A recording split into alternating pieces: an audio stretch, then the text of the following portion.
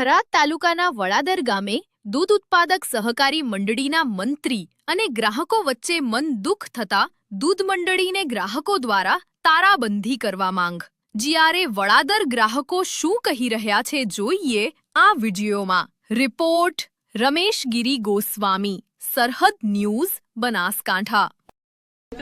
મારું નામ હડમતસિંહ ઉદયસિંહ। બાપુ, આપ અહીંયા ભેગા થયા છો, પશુપાલકોની શું માંગ છે અને અહીંયા દેશને તાળા મારવા સુધીની જ્યારે વાત આવી છે, ખરેખર ઘટના શું હતી? અરે સાહેબ, આમાં એવી રીતનું છે કે આજનું નથી, વર્ષોથી આ લગભગ કેટલાય વર્ષો થઈ ગયા। તે વખતે આ મંત્રી અન્યાય કરતો હતો તો અમે અમારે એક મનવરસિંહ ભીખજી હતા, અમે એમની જોડે ગયા કે અમારા દૂધનું આવી રીતનું થાય છે તો અમે પ્રાઇવેટ ડેરી ઊભી કરી। એટલે પરબતભાઈને ખબર પડી કે પ્રાઇવેટ ડેરી ઊભી ન થાય તો અમે પેટા સેન્ટરમાં જયું અને પેટા સેન્ટર આલ્યું। હજી અમે પેટા સેન્ટરમાં દૂધ ભરાવાના અડધા વાંય ભરાવે છે। તો આમાં આ જે વધારાનું હતું એમાં સાધારણ સભા ભરી અને લેખિતમાં આલ્યું કે તું ભાઈ મંત્રી સાહેબને એમ કીધું કે તમે સાધારણ સભા ભરી અને ગ્રાહકોને ન્યાય આલો। તો ગ્રાહકોનો સંતોષ થયા અને સાધારણ સભા ભરી નહીં એમને એમ વધારો નોખી દીધો અને જે પહેલાં વધારો નોખી દીધો એટલે એમાં વિરોધ કર્યો। જે કમિટીમાં હતા એની રીતે કમિટીમાંથી કાઢી નાખ્યા અને પૂર્વ ચેરમેન હતા એમને રાજીનામું દીધું।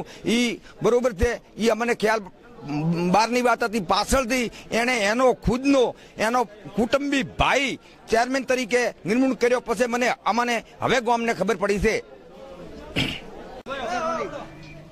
નમસ્કાર, મારું નામ સુમીરસિંહ ફોજી, વડાદર ગામ વડાદર।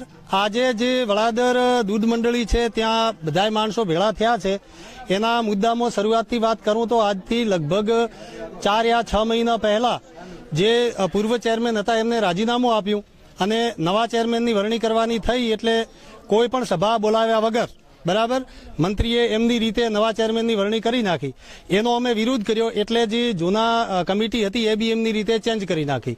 એના પછી જ્યારે વધારાની વાત આવી ત્યારે ગ્રામસભા ભરી અને ભાવ આપી અને બધો હિસાબ આપી અને વધારો આપવાનો હોય તો એવી કોઈ ગ્રામસભા ભરવામાં આવી નથી।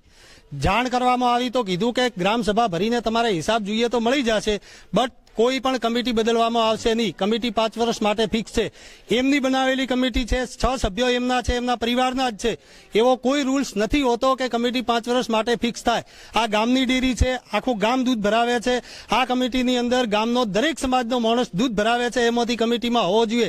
પહેલી માંગ અમારી ઈ છે બરાબર, અને બીજી માંગ અમને હિસાબ આપો ઈ છે। અને જ્યાં સુધી આ નહીં થાય ત્યાં સુધી અમે ગામની ડેરીને આ બધા ભેળા થઈ અને તાળું લગાવીએ છીએ। આ અમારા ગામનો અને ગ્રાહકોનો લાસ્ટ નિર્ણય છે અને એની અંદર અહીં પોલીસ બી આવેલ છે।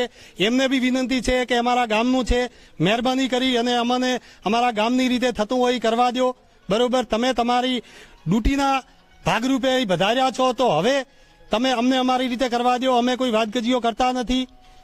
જય હિન્દ।